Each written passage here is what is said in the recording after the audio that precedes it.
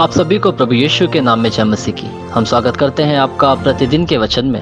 और आज का वचन जो हमारे लिए लिया गया है वो नीति वचन की पुस्तक 3 अध्याय उसके 13 वचन से है, जहाँ पर इस प्रकार से लिखा हुआ है, क्या ही धन्य है वह मनुष्य जो बुद्धि पाए और वह मनुष्य जो समझ प्राप्त करे।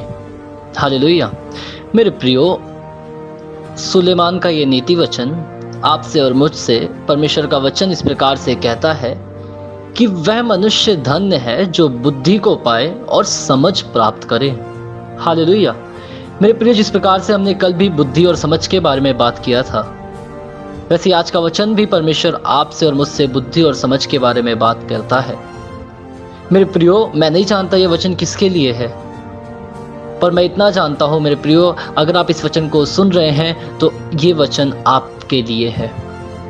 परमेश्वर चाहता है कि आप समझ और बुद्धि प्राप्त करें और धन्य व्यक्ति में आपका चुनाव होने पाए, धन्य मनुष्य में आप गिने जाएं। मेरे प्रियो, क्यों कहा गया है यहाँ पे उन लोगों को धन्य? मेरे प्रियो, कई बार ऐसा होता है हम अपने आप को बढ़ाकर बोलते हैं कि हाँ मेरे पास बुद्धि है, हाँ मेरे पास समझ है, हाँ मेरे पास बहुत ज्ञान है।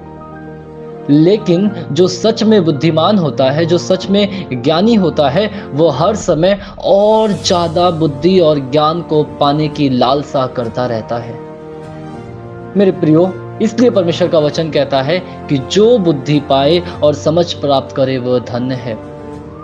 क्योंकि परमेश्वर जो हमारा स्वर्गीय पिता है वो आपको सही मार्ग दिखलाता है, सही ज्ञान की ओर लेके जाता है, सही बुद्धि आपको प्राप्त करवाता है। मेरे प्रियो, अपनी पवित्र आत्मा इस प्रकार से भरता है कि वो बुद्धि का काम हमारे जीवन में हम देखने को पाते हैं, एक समझ का काम हमारे जीवन में देखने को पाते हैं। छोटी छोटी बातों में भी परमेश्वर हमारे दिमाग पर, हमारे मनों पर, हमारे हृदय पर अपना काम करता है और हम सही रास्ते जाते हैं। मेरे प्रियो, ये कैसे होता है? ये बुद्धि और समझ के द्वारा ही होता है।